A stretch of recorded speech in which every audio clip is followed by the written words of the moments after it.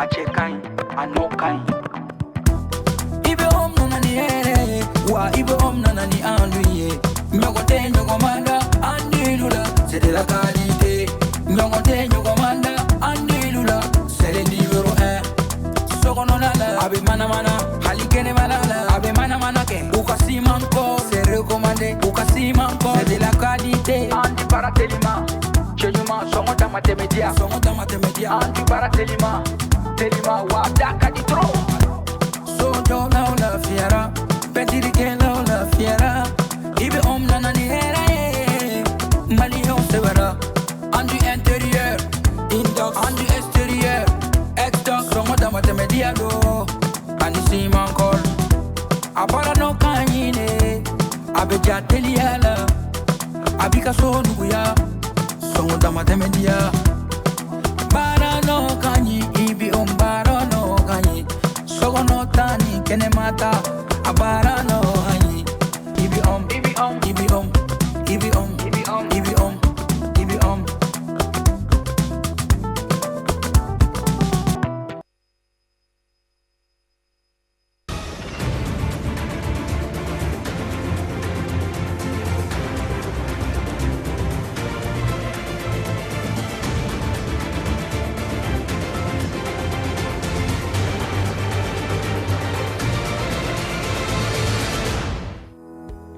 marché Dusulu Tarawele ni bɛɛ lajɛlen b'a dɔn ni sugunikura ye ale jenina ka kɛɲɛ ni février kalo tile 15 ka dugu jɛ a tile 16 la ni wale in kɛli ale ni sisan cɛ jagokɛlaw olu sigilen don u t'a dɔn baaraw bɛna daminɛ cogo min na Zayide Zubo ye ale taara munumunu kɛ u kɛrɛfɛ a ye minnu sɔrɔ an bɛn'o yira aw la ni kunnafoniya ninnu senfɛ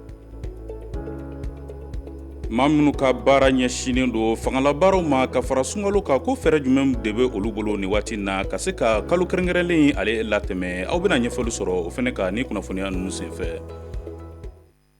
an balimaw ni de an ka kunnafoni bakurunbaw ye ka kɛɲɛ ni bi ntɛnɛn février kalo tile 23 san 2026 an bɛna mun walawala aw ye ni sisan da in na o kama an b'a fɔ ko aw bisimila a ka teleso mandi sanfɛla la i n'a fɔ an tun ye a fɔ aw ye cogo min na tile damadɔ tɛmɛlen kɔfɛ sugunikura ale kɔni jenini walew kɛra wa o don ni bi cɛ min ye jagokɛlaw ye olu kɔni sigilen don u t'a dɔn baaraw bɛna daminɛ cogo min na ni kasara in a kɛra sababu ye jagokɛ taabolo ka taa bila jagofɛnw na fɔ ka taa se nafololafɛn caman ma olu kɔni tiɲɛna Zayide Zubo ye ale kɔni taara maa damadɔ ka kumakanw ta a ko la olu ye mun fɔ an ka jɛn k'o lajɛ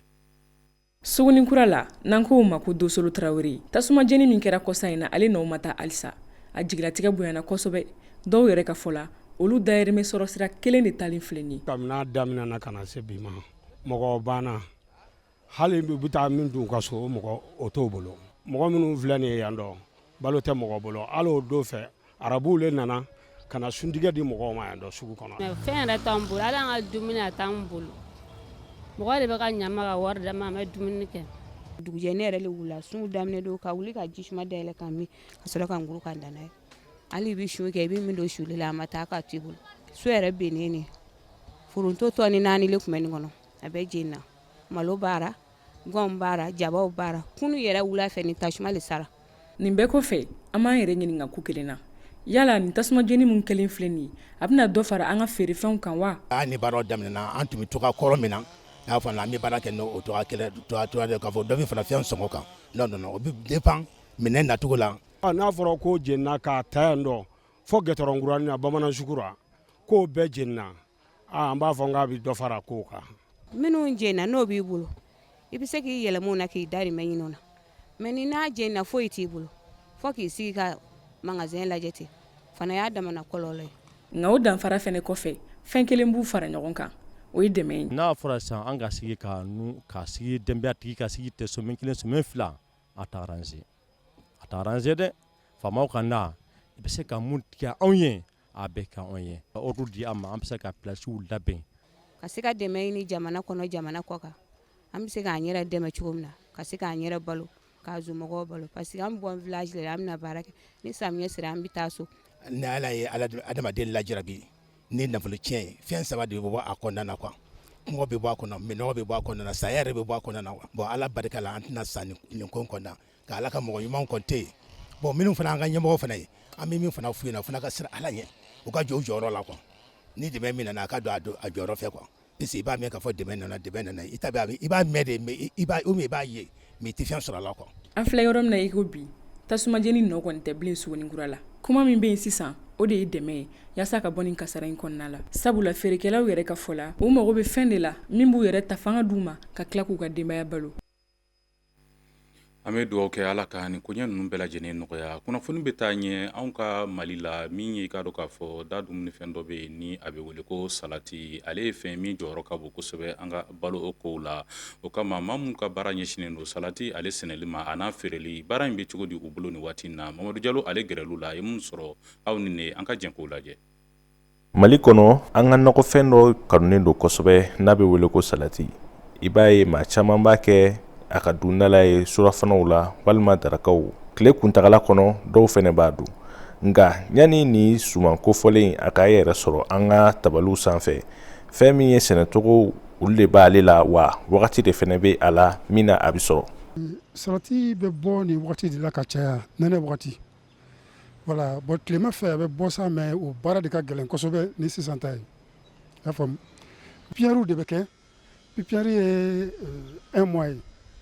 Voilà. A yɛrɛ baara bɛɛ tɛ tɛmɛ 2 mois kan quoi.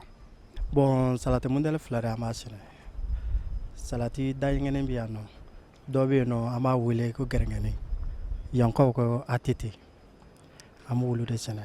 Bon dayiŋɛnen de bɛ marché an bolo i n'a fɔ nɛnɛ salati. Bibi an bɛ yɔrɔ min na an b'o de sɛnɛ. A sɔngɔko o bɛ tali kɛ wagati n'a cogoya la ani fɛnɛ a bɛ sɔrɔ wagati min na i n'a fɔ a sɛnɛbagaw a n'a feerebagaw b'a fɔ an ye cogoya min na. An bɛna salati tigɛ u bolo ka taa feere an place la. An b'a tigɛ place de mais nin wagati in na kɔni a ka nɔgɔn. Tilema mana se a ka gɛlɛn samiya mana se a ka gɛlɛn. A yala k'a fɔ ko ni suman kofɔlen n'o bɛ tali kɛ saladi la ale dundala ka di wa fɛn min ye a bayɛlɛmali o ka nɔgɔn ka d'a kan fɛn min ye farikolo nafalanw olu caman b'a kɔnɔ fo ka taa se kɛnɛya jidi siraw ma. Bon salati n y'a fɔ kuma la k'a fɔ ko n'i y'ale dun a bɛ i nugu dayɛlɛ a bɛ digestion fana facilité i bɛ na dumuni min dun a b'o fana digéreli facilité o ye a propriété dɔw ye a propriété dɔ ye min fɛn antioxydant don antioxydant en général o bɛ sɔrɔ dumuni minnu na o dumuni ninnu olu man teli ka i bana o dun antioxydant kɔrɔ de fɛn min a dunni n'i b'a dun a bɛ se k'i tanga cancer bana ninnu ma i y'a ye a bɛ se ka ni bana façon caman bɛ yen nɔ a bɛ se k'i tanga o ma donc o propriété dɔ bɛ salati la donc n'i y'olu salati dun a bɛ se k'i dɛmɛ salati yɛrɛ dɔrɔn tɛ parce que légumes caman bɛ yen n y'a fɔ n ka kuma kɔnɔ légumes ninnu i ka to k'a dun a bɛ mɔgɔ dɛmɛ kosɛbɛ fɛn o fɛn a n'a avantage n'a kɔlɔlɔ de bɛ ɲɔgɔn na ne ko n k'an ka légumes dun a kan ka ko ka jɛ o ka kan légumes bɛɛ la ka kan fɛn o fɛn bɛ don kɔnɔbara la parce que kɔnɔ ti ko. Nka an b'aw ladɔnniya k'a fɔ fɛn min ye a kɛfɛnw bɛɛ faralen a kan o de la a bɛ wele ko saladi sinon a tɔgɔ yɛrɛ ye lɛtu ye.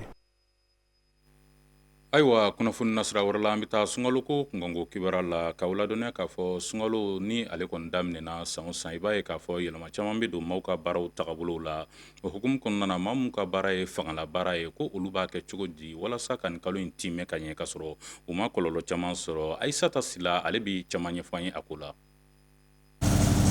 Yala ka sun ka baara kologɛlɛnw kɛ olu bɛ taa ni ɲɔgɔn ye walasa ka faamuyali sɔrɔ ni baara ninnu na an wulila ka don dugu kɔnɔ ka se olu baarakɛlaw ma u bɛ ka se ka sunkalo la tɛmɛ cogo di yan an filɛ ni numuw ka yɔrɔ la Sidi Jara ale bɛ ɲɛfɔli kɛ fɛɛrɛ minnu b'a bolo a bɛ se ka sun ani k'a ka numuya baara kɛ cogo min. A ma nɔgɔn wala in na dɛ o ma se fɔ yɛrɛ la o tasumana baara do bi fangana baara do ka gɛlɛn yɛrɛ yɛrɛ mais ala ko do jago an b'a kɛ quoi. n'a guana na dɔrɔn an b'a bila ka na an sigi fɛ par exemple n'i bɛna gɛrɛ tasumada la i bɛ se ka ji kɛ i ka finiw kan quoi ka se ka fuganji ta kalama n'o tɛ a b'i kɔnɔ bɛɛ kala yan fɛ. Mununu Sanuga ale fana ka baara ye numuya ye nka ale ka baara sinsinnen don kosɛbɛ fanfiyɛli kan a fana bɛ ɲɛfɔli k'an ye tasuma futeni ani sun a b'olu kun cogo min na sunkalo kɔnɔna na. An bɛ k'a kɛ ji de kan b'an dɛmɛ kosɛbɛ parce que an bɛ to ka ji bɔ an kan pour que k'an ka fini suma. Donc an bɛ se ka baara kɛ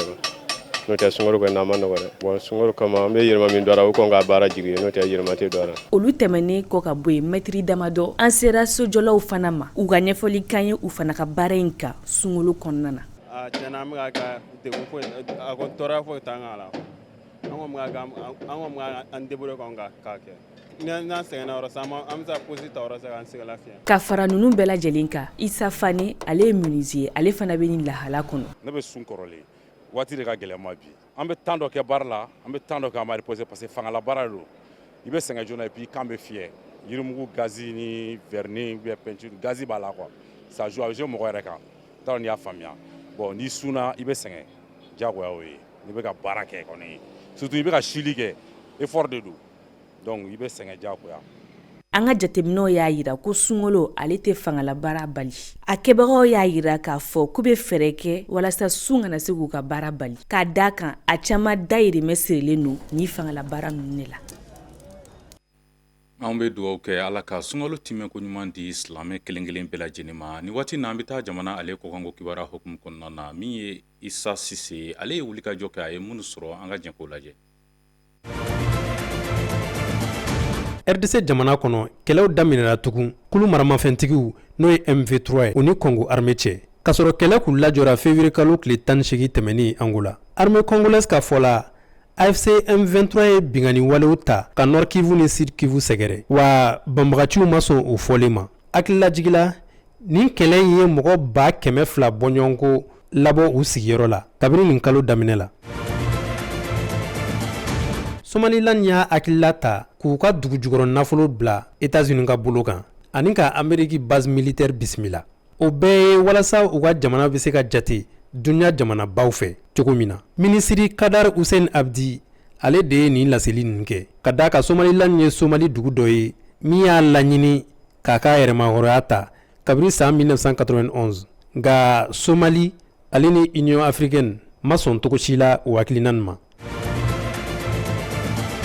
Mexicaw fɛ Nemesio Oseguera n'a bɛ wele ko El Mencho ni drogue feerelaba don ale ka saya ye funufunu wuli jamana fan caman kɔnɔ ni cartel ɲɛmɔgɔ in fagara Mexique sɔrɔsiw fɛ ni Amérique ka dɛmɛ ye ka sɔrɔ a si bɛ san 59 la ale de kun yirala i n'a fɔ dugu drogue feerelaba kabini wagati jan nin saya kɔfɛ kulu maramafɛntigiw ye barajiw da ani ka mobiliw jeni fan caman. Mexique présidenti n'o ye Claudia Sheinbaum ye ale y'a laɲini ko lɔgɔliw ka datugun fɔlɔ wa ko bɛɛ ka to i ka so yanni a ko in ka ɲɛɲini k'a ɲɛdɔn. Amérique jamana sanakiriso ye dankari Donald Trump ka sariya minnu bɛ tali kɛ salekura minnu kan ka banba jagominɛw donni na Amérique jamana kan. Nin kiriso ka fɔ la Donald Trump ye dan sago nin ko la. O bɛɛ la ta yalasa ka cogoya sɔrɔ nin ko nin na Donald Trump ale ye sariya kura wɛrɛw banbali lase. An balimaw i n'a fɔ aw y'a faamuya cogo min na ni de bɛ dansigi an ka bi kunnafoniyaw la an bi aw fo ka waleɲuman dɔn Advance TV sugandili la ka se k'aw kunnafoniya ka ɲin'aw fɛ aw k'aw suwalen to ni teleso in na wasabaw ye jabarani ko la aw k'an bɛn don wɛrɛ.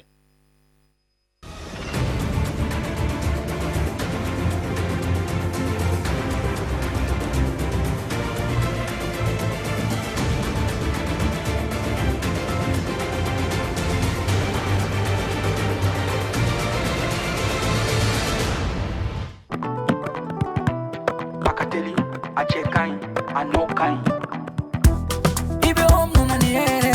wa ibe om nani anduye nyogote nyogomanda andilula c'est de la qualité nyogote nyogomanda andilula c'est le numéro 1 sokononala abe mana halikene malala abe mana ke ukasimanko c'est recommandé ukasimanko c'est de la qualité anti paratelima chenyuma songo matematia anti paratelima telima wa daka di tro so do la fiera petiri ke la fiera ibe om nana ni hera mali ho severa andu intérieur indox andu extérieur exdox songo da matemedia do ani siman kol apara no kanyine abeja teliala abika so nuya songo da matemedia bara no kanyi ibi ombara no kanyi sogo no tani kene mata abara no